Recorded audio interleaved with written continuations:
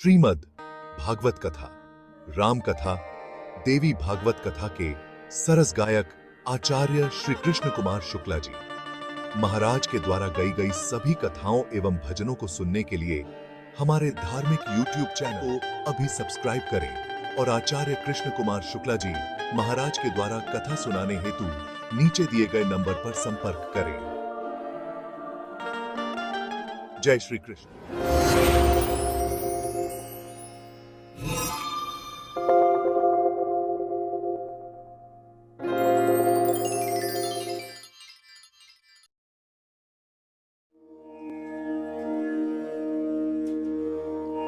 श्रीमन्महागणाधिपतये नमः।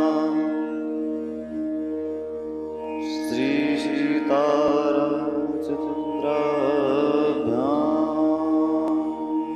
नमः। श्रीशरगुरुचरणकमलेभ्यो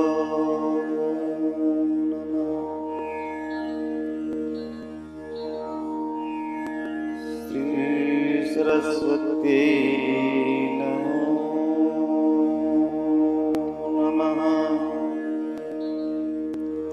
श्रीमातृपितृचरणकमलेभ्यो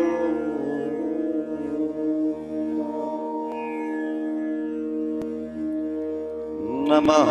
पुरमहंसाय स्वादितचरणचिदमकरन्दाय भक्तजन्मानसनिवासाय श्रीरामचन्द्राय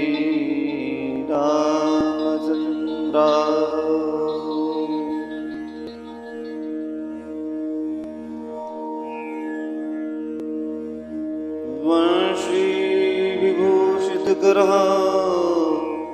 नवनीरदाभात् पीताम्बराधरणबिम्बफलधरोष्टात् पूर्णेन्दुसुन्दरमुखान्दरविन्दनेत्रा कृष्णात् परं किमपतत्त्वमहं न जाने। दक्षिणे लक्ष्मणो यस्य वामे च जनकात्मजः पुरतो मारुतिर्यस्य तं वन्दे रघुनन्दनं तं वन्दे रघुनन्दनं। लोकाभिरामं रणरङ्गधीरम् राजीवनेत्रं रघुवंशनाथं कारुण्यरूपं करुणाकरन्दं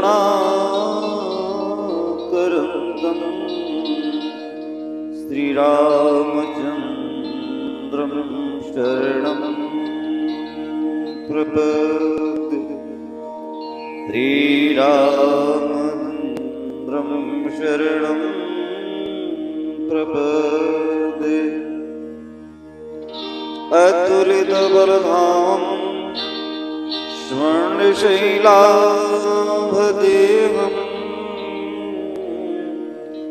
धनजवनकृशानं व्याधिनामाग्रगण्यं सकलगुणनिधानं वानराणामधीशं रघुपतप्रियभक्तं वातजातं नमामि। वातजातं नमामि। कर्पूरगौरं करुणावतारं संसारसारं भुजगेन्द्रहारं सदा वसन्तं हृदयारविन्दे भवं भवानी सहितं नमामि। जयन्ती मङ्गलाकाली भद्रकाली कपालिनी दुर्गा च मा शिवा दात्री स्वाहा स्वधा नमोस्तुते स्वाहा स्वधा नमोस्तुते। गुरुर्ब्रह्मा गुरुर्विष्णु गुरुर्देव महेश्वरा गुरुर्साक्षात् परब्रह्म तस्मै श्री गुरवे नमः तस्मै श्री गुरवे नमः। व्यास व्यास चंदन श्रवण बिनमो बारंबार अजिम सुनाय श्री हरि कथा कियो जगत उपकार कियो जगत कल्याण। आइए हनुमंत विराजिए कथा करो मति अनुसार सुच सुंदर आसन सुभग आहु पवन कुमार आहु पवन कुमार। श्री सीताराम जी महाराज की जय। श्री हनुमंत लाल की जय। श्री शंकर भगवान की जय। श्री जगदम्बे मैया की जय। अपने अपने माता पिता की जय। व्यास भगवान की जय। श्री सुखदेव भगवान की जय। श्रोता समाज की जय। विद्वत समाज की जय। जय जय श्री राधे श्याम। ब्रह्माराध्य जगत नियंता ब्रह्मांड नायक कर्तुम अकर्तुम मनता कर्तुम समस्त जीवों में चराचर निवास करने वाले जगदाधार अखिल विश्व मोहन करुणावृणालय भक्त वांचल कल्पद्रुम सच्चिदानंद घनश्याम श्री सीताराम जी महाराज भक्त ग्रहण मारुतन हनुमंत लाल जी महाराज आस्तो सौगढ़दानी चंद्रशेखर महादेव भगवान शंकर माँ जगदम्बा त्रांबा भगवती परमादरणीय पूजनीय सत्वंदनीय सदगुरुदेव भगवान मन मनने मन्ने बाल गोपाल एवं दूर दराज से पधारे हुए समस्त श्रोता मेहमान सभी के हृदयंगम भगवान को ये दास सत सत नमन करते हुए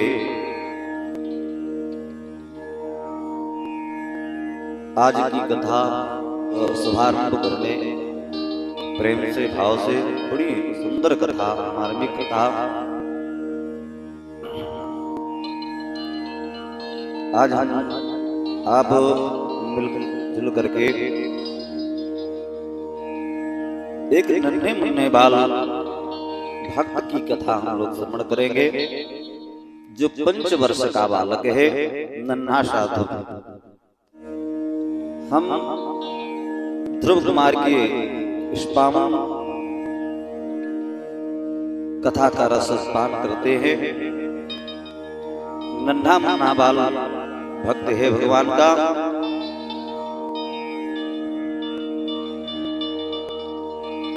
और उसने घनघोर तप करके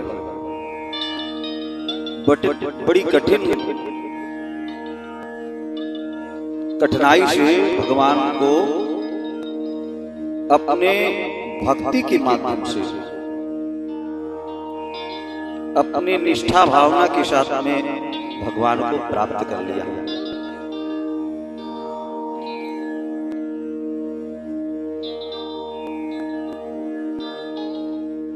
आइए इस कथा को हम लोग प्रश्वान करें। श्री शुकोवाच, सुखदेव स्वामी महाराज परीक्षित को कथा श्रवण करा रहे हैं और कहते हैं, प्रियव्रतो तान पादौ सतरूपास्पत रूपापते सुतो वासुदेवस्य कलया रक्षणायां जगतास्थितौ। कहते जायन उत्तानपादस्य, उत्तानपाद जी महाराज के दो पत्नियां, क्या नाम था? एक का नाम था सुरुचि और एक का नाम था सुनीति। सुनीति बड़ी रानी थी। सुनीति का अर्थ होता है कि सुंदर, जिसका विचार हो, जिसका संस्कार हो, जिनके अंदर सुंदर ज्ञान हो, उसी कहते हैं सुनीति। जो अच्छी नीति बतावे, अच्छे मार्ग पर चलने के लिए प्रेरित करे, वही सुनीति है। और सुरुचि, सुरुचि का अर्थ है कि स्वयं जो स्वयं को पसंद, कोई चीज ऐसी होती है कि स्वयं रुचि लगती है। जैसे आज बढ़िया रुचकर भोजन मिला, आज रुचकर प्रसाद मिला, यानी कि मेरी लालसा थी उस पर, इसलिए हमारा मन पवित्र हुआ कि हमारी जो लालसा, हमारा जो मन कहता था, वही आज भोजन मिला, वही आज प्रसाद मिला। तो स्वयं पसंद को कहते हैं सुरुचि। सुनीति महारानी ने बार बार उन्हें निवेदन किया महाराज से कि महाराज, मेरे कोई ना बालक ना बालिका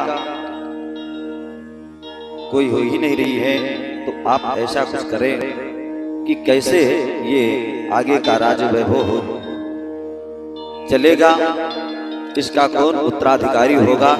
इसलिए मेरी आज्ञा है और हमारी ये सोच है कि आप दूसरा विवाह कर लें।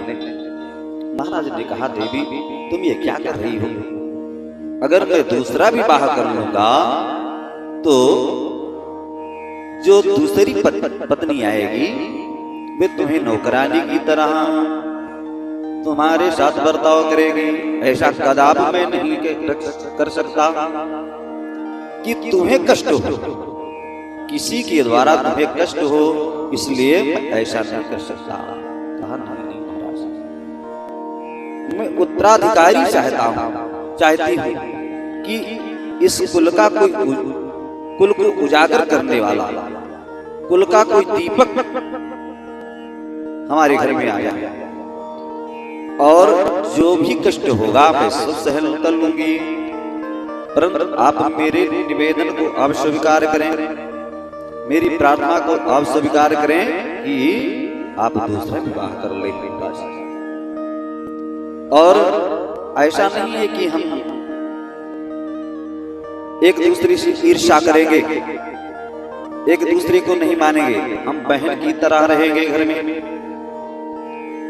महाराज ने कहा, देवी तुम तो ठीक कह रही हो, जो कह रही हो ठीक कह रही हो, परंतु आपके प्रति कोई मुझे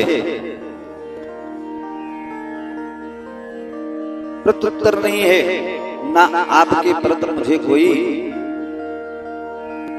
समस्याएं हैं, परंतु समस्या तो ये जब बनेगी जब कोई दूसरी महारानी आ जाएगी और वो हक जताने लगेगी, और तब जब आपको कोई कष्ट होगा तो मुझे ये अच्छा नहीं लगेगा। कहना महाराज मेरा निवेदन है, मेरी प्रार्थना है कि आप दूसरा विवाह कर ले। तो महाराज उत्तान सुनीति ने बार बार जब अपने निवेदन किया तो महाराज ने दूसरा विवाह किया, और दूसरी महारानी जब आई तो अब प्रदर्शन के लिए तो महारानी सुनीति घर में अपनी सखियों के साथ में अपनी नौकरानियों के साथ प्रदर्शन के लिए निकली तो सर पर ताज देखा सुनीति नई महारानी पैसे चौंक गई और महाराज से कहा, महाराज देखिए अभी कुछ बिगड़ा नहीं है, जैसे आपने मुझे ब्याह लेकर के आया है डोला, इसी अवस्था में हमारा डोला हमारे घर पहुंचवा दीजिए, इसमें अभी तक कुछ बिगड़ा नहीं है, आपका भी बना रहे और मेरा भी बना रहे।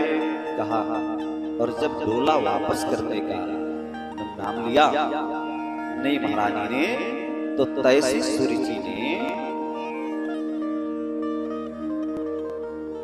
जब ये कहा, और तब सुनीति ने कहा कि अरे नहीं बहन, क्यों तुम वापस जाने के लिए कह रही हो? तो कहा, एक म्यान में दो तलवार नहीं रख सकती, जैसे मैं आई हूं ब्याह करके तो अब इस घर में मेरा ही राज्य रहेगा, महाराज के दो पत्नी साथ में रानियां नहीं रहेंगी। कहा, इतनी सी बात है। तुरंत सुनीति महारानी ने सुरुचि के मस्तक पर और अपना मुकुट बांध दिया। कहा, आज की से तुम इस घर की महारानी, मैं नौकरानी रहूंगी, आप जैसा आदेश करोगी मैं वैसा करूंगा। और उसके बाद में अंदर जैसे देवी का आगमन हुआ, तुरंत देवी ने आदेश दिया कि सुनो, तुम यहाँ केवल झाड़ू पोछा करने के लिए आना, और तुम जाकर के खेत में रहो, वही कुटिया बना लो, भोजन तुम्हें वहीं पहुंचा दिया जाएगा, और केवल तुम काम करने के लिए आना। अब महाराज स्तंभित हो गए, कुछ बोल नहीं पाए, देखते रह गए सुनीति महारानी की। सुरुचि महारानी चुपचाप सारा उन्होंने नई महारानी के आदेश को सिरोधार कर लिया और कार्य करने लगे। धीरे धीरे शाही का चलता रहा। समय आया, एक दिन महाराज जंगल के लिए निकले शिकार खेलने के लिए, कुछ लेट हो गया, और जब पहुंचे महल के समय पर समीप वो देखा कि महल के किवाड़ बंद हो चुके थे। तो महाराज भयभीत कर रहते थे, कुछ बोल नहीं पाते थे नई महारानी से। इसलिए महाराज ने सोचा कि आज चलो कोई बात नहीं, हम आज पुरानी ही महारानी के पास में चलते थे। और महाराज ने तुरंत अपने घोड़े को घुमा दिया, रथ को घुमा दिया, और तुरंत पहुंच गए कहां पर? सुनीति महारानी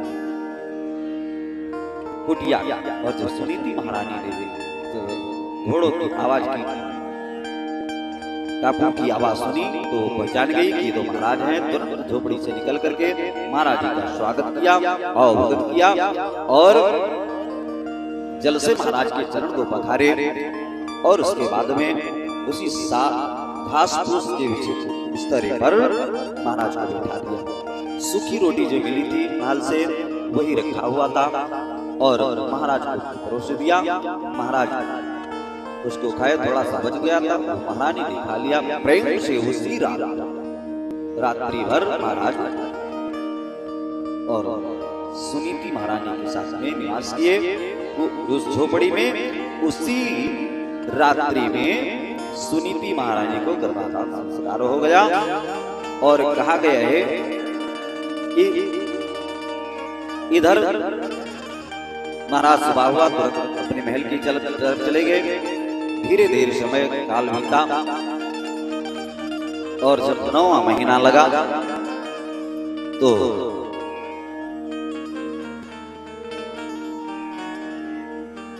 सुनीति को भी एक पुत्र प्राप्त हुआ और उधर सुरुचि को भी एक पुत्र प्राप्त हुआ। दोनों बालक एक महल में एक झोपड़ी नामकरण करवाया गया। सुरुचि के नाम का बालक का नाम उत्तम और सुनीति के महारानी का नाम था ध्रुव। सब बच्चे थोड़े थोड़े बड़े हुए, खेलने के लिए निकले। तो खेलने के लिए सब बच्चे एकत्रित होते थे, परंतु हमेशा ये होता था कि सब अपने अपने माता पिता के पास में जाते थे, परंतु ध्रुव के पिता तो कोई बार बार अपनी माँ से पूछता था, माँ ये बताओ मेरे पिता कौन है, मेरे पिता कौन है। परंतु माँ किसी ना किसी बहाने डरका देती थी, नहीं बताती थी। एक दिन तो हद हो गया। एक बालक ने कहा कि ध्रुव ये बताओ सभी के तो माँ बाप हैं, परंतु तुम्हारे पिताजी कहाँ हैं? क्या कहीं परदेश तो नहीं चले गए? तो आया ध्रुव और माँ से जिद करने लगा कि मैया आज बताओ मेरे पिता कौन है। तो माँ ने आंखों में आंसू भर करके कहा कि बेटा तुम्हारे पिता जो उत्तम भैया हैं, जो तुम्हारे छोटे भैया, और उनके जो पिता हैं वही तुम्हारे पिता हैं। कहा बस बस भैया मैं पहचान गई, पहचान लिया मैंने।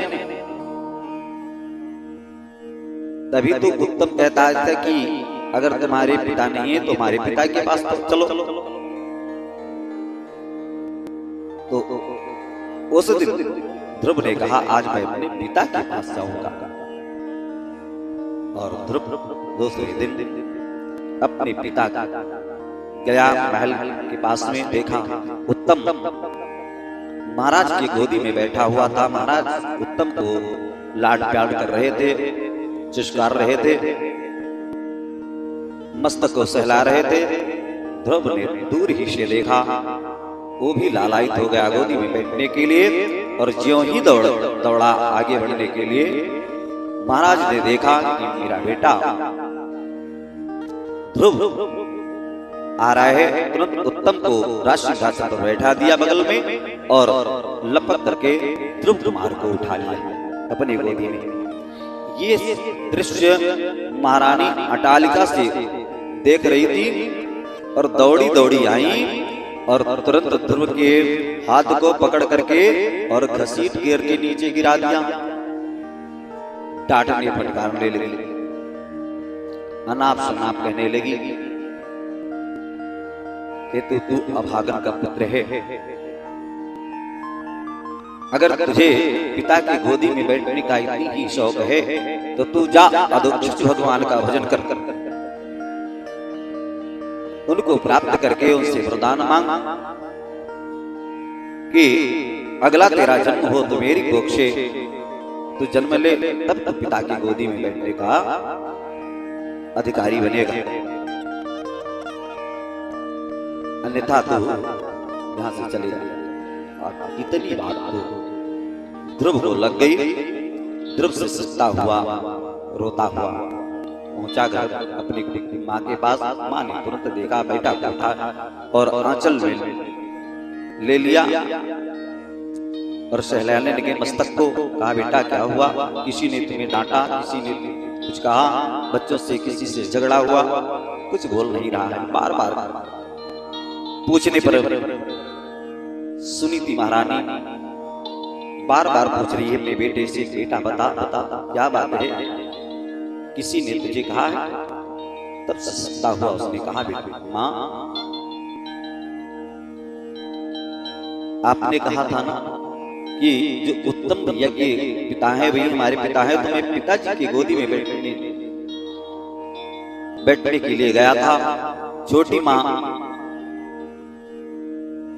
ने तुरंत मेरा हाथ पकड़ करके और घसीट करके नीचे गिरा दिया और उसने आपको अनाप शनाप बातें कही।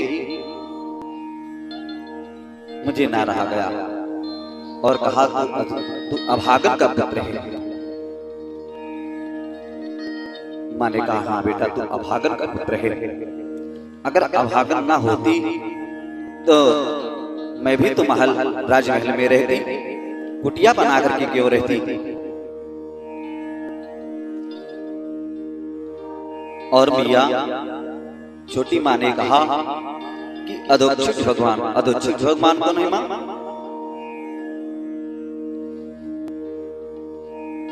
ये कहाँ रहते हैं? बालकों का पूछने का ढंग दूसरा होता है। अनायास बच्चे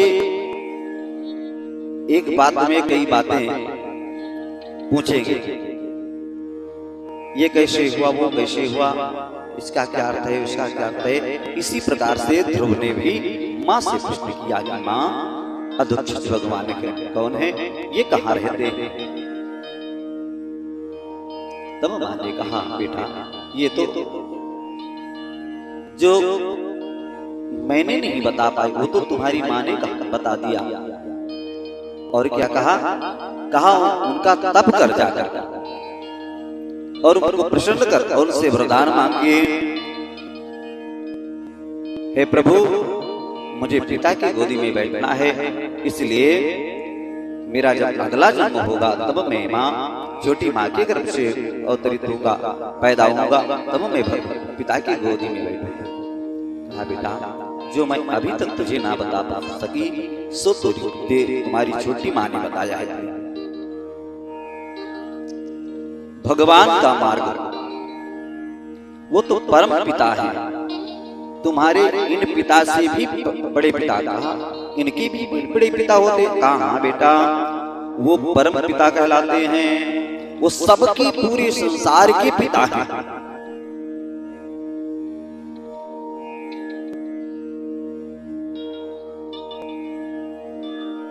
उन्हें सब लोग भजते हैं, सब लोग पिता कहते हैं।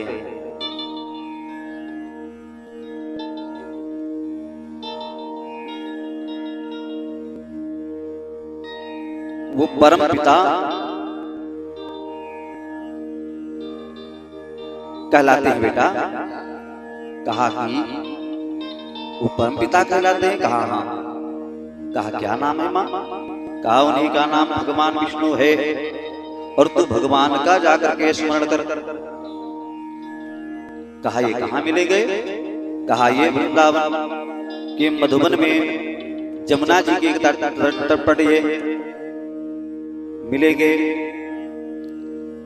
अब तो ध्रुव ने कहा मां तब तो मैं अवश्य जाऊंगा। तुरंत मां के चरणों में शीश नवाया और कहा मां अब जब तक भगवान नहीं मिल जाएंगे तब तक मैं नहीं अन्न जल ग्रहण करूंगा और मैं अब परम पिता से मिलने के लिए जा रहा हूं। मां मुझे आशीर्वाद दो। मां ने कहा ये क्या मैंने नन्हा सा बालक है 5 वर्ष का और इसे छोटी सी अवस्था में भी खेलने खाने की उम्र है, इसे मैंने कौन सा पाठ पढ़ा दिया। अब माँ की ममता भी उमड़ पड़ी, पर क्या करें, बाल हट बहुत भयंकर होता है। बाल हट, स्त्री हट, राज हट, योग हट, ये सब हट बहुत भयंकर होता है। बालक भी हट कर ले तो जब तक उसे वो सामान नहीं मिल जाएगा तब तक मानेगा नहीं। और स्त्रियां भी ऐसे हट करती हैं, योगी भी ऐसे हट करते हैं। इसलिए बालक ने हट कर लिया और माँ के चरणों में प्रणाम करके और चल पड़ा कहाँ? मधुबन की तरफ।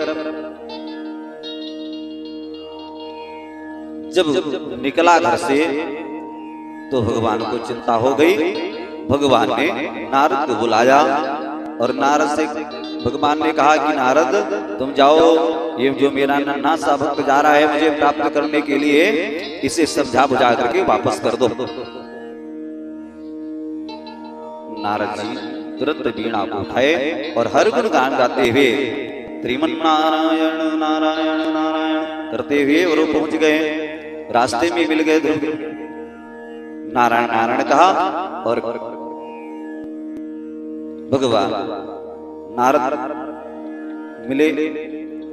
ध्रुव को रोक दिया, कहा बेटा रुको, कहाँ जा रहे हो, क्या नाम है? ध्रुव ने सारा वृत्तांत बताया। कहा कहाँ जा रहे हो? कहा मधुबन जा रहा हूँ। क्यों? कहा वहां भगवान से मिलने के लिए। माँ ने मुझे बताया है, भगवान को प्राप्त करने के लिए जा रहा हूँ। कहा भगवान को प्राप्त करने के लिए? क्यों? अभी तो तुम्हारे खाने पीने पढ़ने की उम्र है। कहा नहीं, मुझे पिता की गोदी में बैठना है, इसलिए भगवान को मुझे प्राप्त करना होगा। किसने कहा है? मेरी छोटी माँ ने कहा है।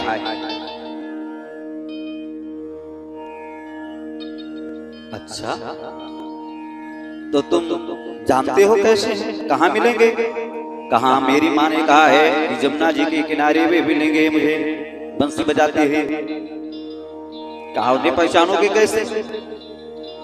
अरे जब आएंगे तो पहचान लूंगा। बालक ने कहा आएंगे तो पहचान लूंगा। कैसे पहचानोगे? बेटा वहां पर बहुत हिंसक पशु पक्षी रहते हैं, खा लेंगे तुम्हें।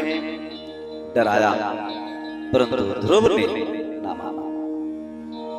कहा जो संसार का पालन करते हैं, संसार की जो रक्षा करते हैं, वे मेरी भी रक्षा करेंगे। जब ऐसा हठ देखा बालक के अंदर, नारद बाबा ने तुरंत नारद ने कहा बेटा जाओ। उन्होंने ज्ञान दे दिया, उपदेश दिया और मंत्र दिया। भगवान के पूरे विग्रह का रूप उनको बता दिया कि कैसे हैं भगवान। नीलांबज श्यामल कोमलांगम शीताशमारोपित वामभागम पाणौ महासायक चार चापम नमामि रामं रघुवंशनाथम। भगवान नील वर्ण में है, सांवले और उनके हाथ में शंख चक्र गदा पद्म पीतांबर धारण और मुकुट धारण करते हैं। कैसे शंख चक्रम शकिरीट कुंडलम शपीत वस्त्रम सरसीर क्षणम सहार वक्षस्थल कौस्तुभस्त्रियम नमामि विष्णुं शिरसा चतुर्भुजम। भगवान विष्णु का रूप का वर्णन किया नारद बाबा ने और अपने वीणा को घुमा दिया। जैसे मदारी बच्चों के सर पर डमरू फेरते हैं, इसी प्रकार से वीणा को घुमा करके और आशीर्वाद दे दिया। कहा जाओ बेटा तुम्हें कोई नहीं समस्या आएगी, तुम अवश्य करके भगवान को प्राप्त करोगे। और नारायण बाबा चलिए। कहाँ चले गए? भगवान के पास नहीं गए, भगवान के पास नहीं गए, वो गए साथ सीधे उत्तानपाद जी महाराज के पास। उत्तानपाद जी जब घर से ध्रुव निकला था तो महाराज को पता हुआ कि नन्हा सा मेरा बालक, और छोटी महारानी के कहने पर वो चला गया जंगल में। पता नहीं सुरक्षित होगा कि नहीं, भी नन्हा सा बालक है, कुछ खाया होगा, क्या होगा, कहाँ होगा, किस प्रकार से किस हालत में होगा, कहीं हिंसक पक्षी ना उसे आघात कर दे। यही सब सोच रहे थे, चिंतित मुद्रा में थे। तब तक नारद बाबा का आगमन हुआ। नारद बाबा को देख करके महाराज ने प्रणाम किया। नारद ने कहा महाराज क्यों आप चिंतित हैं? चिंता का आप कारण मुझे बतावें। तब नारद जी से सारा वृत्तांत बताया महाराज ने। और नारद जी ने कहा कि महाराज आप चिंता मत करें, क्योंकि वो बालक आपका बड़ा भाग्यशाली है, अवश्य करके वो भगवान को प्राप्त कर लेगा कुछ ही दिन में, और आपके कुल को उजागर करेगा, तो शीघ्र ही वापस होगा भगवान को प्राप्त करके। आप चिंता न करें, मैं उसी से मिल करके आया हूं। जब इतना बात कहा नारद जी ने महाराज से, तो महाराज गदगद हो गए और प्रणाम किया। नाथ बाबा को नारद अंतर ध्यान हुए और ध्रुव कुमार जाकर के कालिंदी जमुना जी के किनारे बैठ करके बट वृक्ष के नीचे पद्म आसन में बैठे और तप करना प्रारंभ कर दिया। सुखदेव स्वामी महाराज परीक्षित से कहते हैं कि महाराज राजन, प्रथम मास त्रियातांते कपित बदरासनः, कहते हैं कि जब प्रथम महीने का तप लगा प्रारंभ करने, तब करना प्रारंभ किया तुमने, तो प्रथम मास में त्रियात्रांते तीसरे दिन 3 दिन बीत जाता है, तब एक कैथा और एक पैर ले लेते हैं, फलहार करते हैं। त्रियात्रांते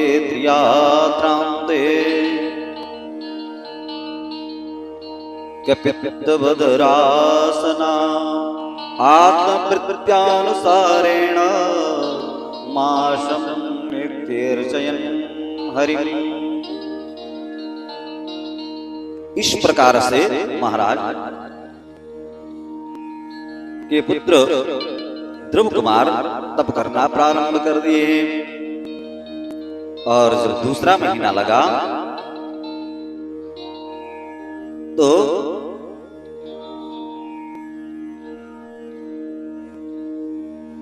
तीसरे दिन, कौन कहे अब छठे दिन, अब जो पत्ते गिरते हैं सूख करके पीले हो करके वृक्ष से, उस पत्ते को उठा करके खा लेते हैं। और वो छठे दिन पर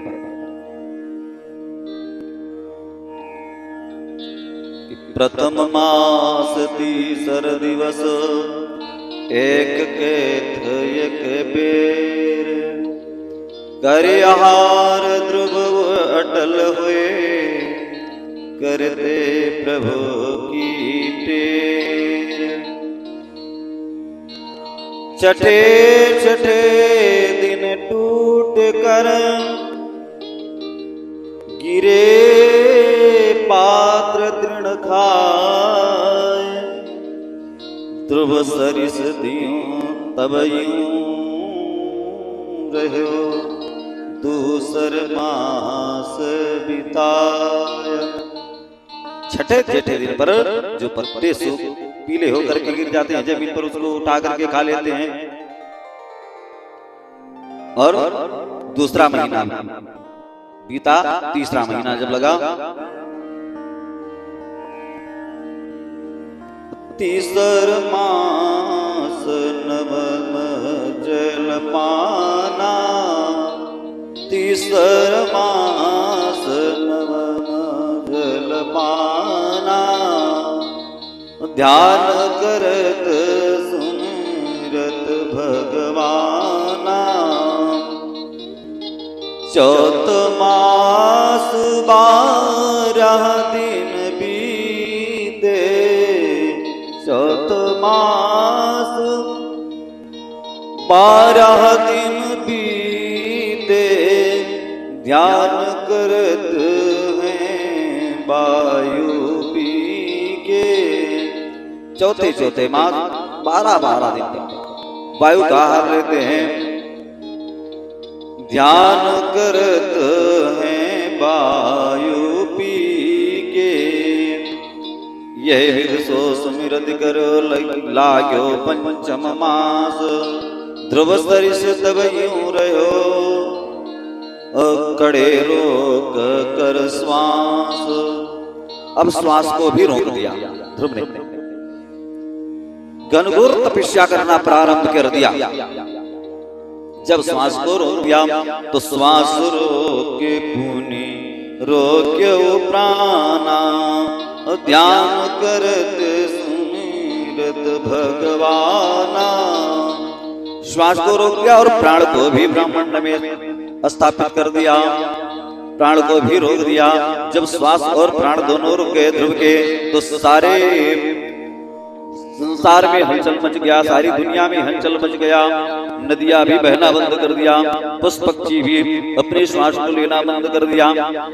यानी कि जलचल थलचल नभचर कोई भी किसी का श्वास नहीं चल रहा है, सब स्थगित हो गए।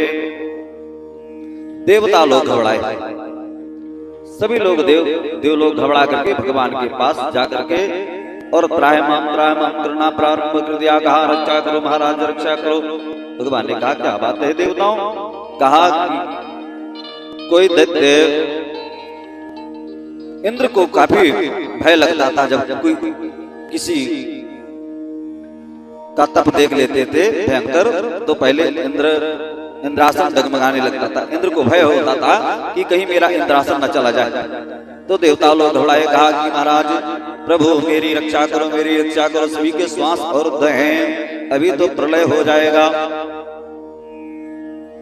ना जाने किसने इतनी घनघोर तपस्या करना प्रारंभ कर दिया। तब भगवान मंद मुस्कुराते हुए देवताओं से कहा कि देवताओं तुम घबराओ मत, ये मेरे नन्हा सा भक्त है। कहा कौन? कहा ये ध्रुव कुमार है, उत्तानपाद महाराज का लड़का है। मैं अभी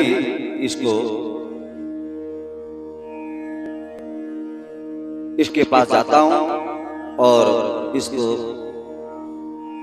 इसके तप से निवृत्ति दिलाता हूं। फिर इतना करके भगवान ने अंतर ध्यान हो गए और पूजा करके पहुंचे मधुबन में भगवान, और ध्रुव के सामने खड़े हो गए और बार बार भगवान कहते हैं बेटा ध्रुव आंखें खोलो, आंखें खोलो। परंतु ध्रुव जब कई बार भगवान ने पुकारा और ध्रुव का नेत्र नहीं खोला तो भगवान सोचने लगे कि जिन मनोहर झांकी को ये सजा करके रखा है अपने मन मंदिर में, उसको जब तक हम अपने तरफ आकर्षित नहीं करेंगे तब तक ये इसका नेत्र नहीं खुलेगा। और अगर आंखें नहीं खुली तो अभी प्रलय हो जाएगा। इसलिए अपनी योग माया को भगवान ने आवाहन किया। योग माया जी आई और योग माया हाथ जोड़ करके भगवान से निवेदन किया कि प्रभु मेरे क्या आदेश है मुझे? भगवान ने कहा योग माया तुम इन हमारे भक्त नन्हे मुन्ने बाल भक्त के हृदय में जाकर के और जो मेरी झांकी मनोहर झांकी को उसने सजो करके रखा है, जिसका चिंतन हमेशा कर रहा है, उस झांकी तो को तुम गायब कर दो और नहीं तो प्रलय हो जाएगा। इतना कहा योग माया से। योग माया ने कहा जो आज्ञा प्रभु आपकी। ओ योग माया जी तुरंत सूक्ष्म रूप धारण करके और पहुंच गई ध्रुव के हृदय। जिन झांकी को ध्रुव ने जो रखा था, चतुर्भुज झांकी का जो चिंतन कर रहा था ध्रुव, उस झांकी को योग माया ने ज्यों ही गायब किया अपनी योग माया से, और जैसे झांकी हटी तैसे ध्रुव का ध्यान भंग हुआ। और जब ध्यान भंग हुआ तो ध्रुव की ऑटोमेटिक आंखें खुल गई। और जब आंखें खुली तो ध्रुव ने सामने देखा कि जो मन मंदिर में हमने जिन परमात्मा का चिंतन किया था, कर रहा था, वो परमात्मा हमारे सामने विद्यमान है। श्याम रंग है, चतुर्भुज रूप है, शंख चक्र गदा पद्म धारण किए हुए हैं, मोर मुकुट धारण किए हुए हैं, पीतांबर धारण किए हुए, मंद मंद मुस्कुरा रहे हो।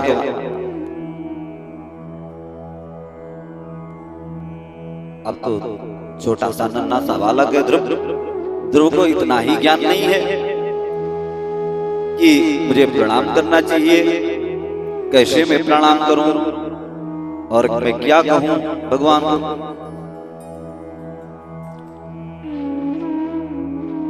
ध्रुव अवाक रह गए, और जब ध्रुव अवाक रह गए तो भगवान समझ गए। भगवान ने झट से जिस हाथ में भगवान के शंख था वो शंख वाला हाथ लाग जा करके और शंख के कपोलों में, ध्रुव के कपोलों में स्पर्श करवाया और ध्रुव जी बोलने लगे, कामुकं करोति वाचालं पंगुं लंघयते गिरिं यदि कृपातमहं वन्दे परमानंद माधवम्। एक गूंगा व्यक्ति अगर भगवान की गोविंद की कृपा हो जाए तो एक गूंगा व्यक्ति भी भूलने लगता है, और भगवान की नारायण की तो ध्रुव पर कृपा हो ही गई थी। इसलिए अब ध्रुव कुमार बोलने लगे। चट से ध्रुव कुमार ने प्रणाम किया भगवान के चरणों में साष्टांग, और ध्रुव कुमार को उठा करके अपनी गोदी में उठा लिया भगवान ने, मस्तक को सहलाने लगे और कहा, बेटा तुम वरदान मांगो। ध्रुव कुमार भगवान की स्तुति करने लगे, हाथ जोड़ करके। ध्रुव कुमार स्तुति किया भगवान के, और भगवान मुस्कुराते हुए ध्रुव कुमार को उठा लिया गोदी में, मस्तक को सहलाने लगे और कहा, बेटा तुम वरदान मांगो, आज तुम्हारी भक्ति सफल हुई। ध्रुव कुमार कहने लगे, प्रभु मुझे किसी वस्तु की आवश्यकता नहीं थी, अब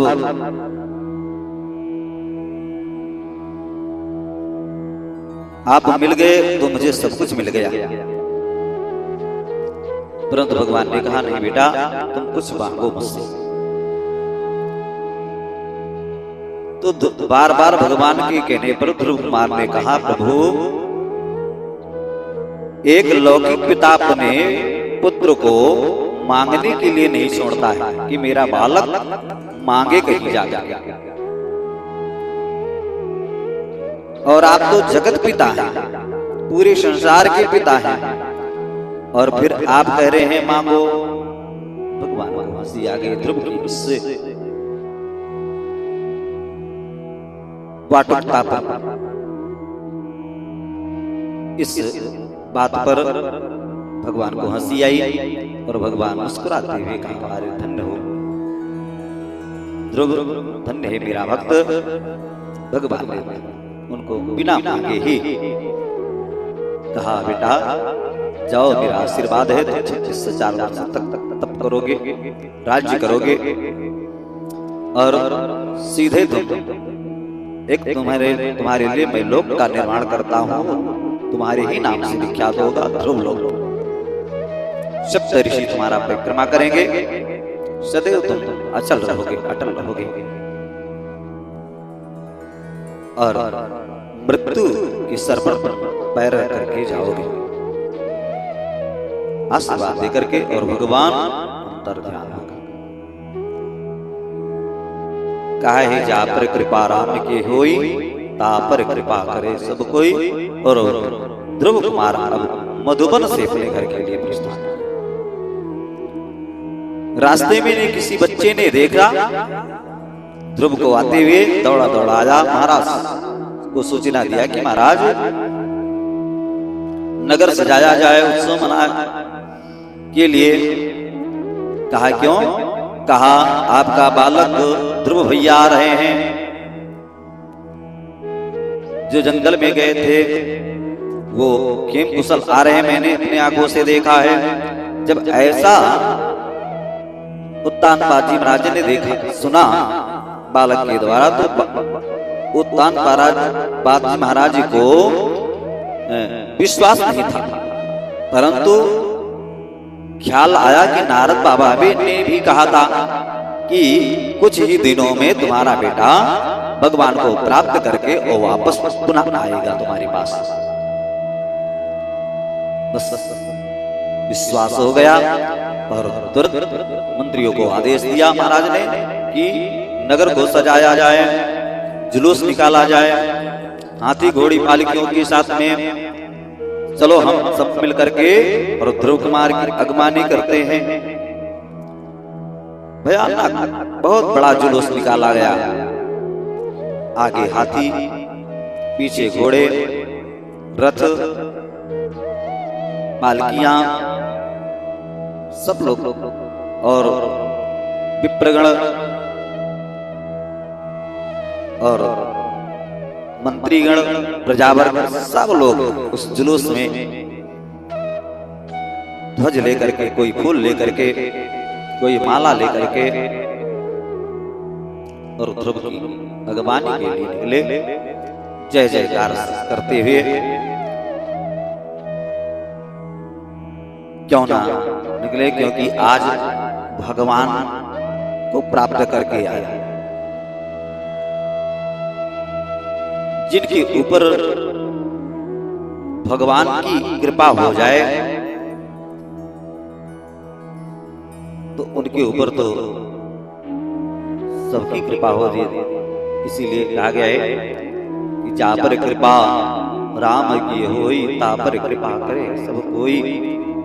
इसलिए आज भगवान को प्राप्त करके ध्रुव कुमार वापस आ रहे हैं और इधर से सभी लोग ध्रुव कुमार की अगवानी के लिए जा रहे हैं। रास्ते में मिलन हुआ, सभी को दंड प्रणाम किया ध्रुव कुमार ने और अपने पिता के गोदी में बैठ करके आए ध्रुव कुमार और राज सिंहासन पर अभिषिक्त हुए। 36,000 वर्ष तक ध्रुव कुमार ने राज किया और उत्तम मार दिए गए थे शिकार करने के लिए। तो उत्तम की मृत्यु हो गई और अंत में मृत्यु के सर पर पैर रख करके ध्रुव लोक को चले गए। ये पावन कथा जो लोग श्रद्धा भक्ति भावना के साथ में सुनते हैं, भगवान सदा सर्वदा उन पर भगवान की कृपा बनी रहती है। जय श्री राम, जय श्री राधे, बोले श्री राधा माधव भगवान की।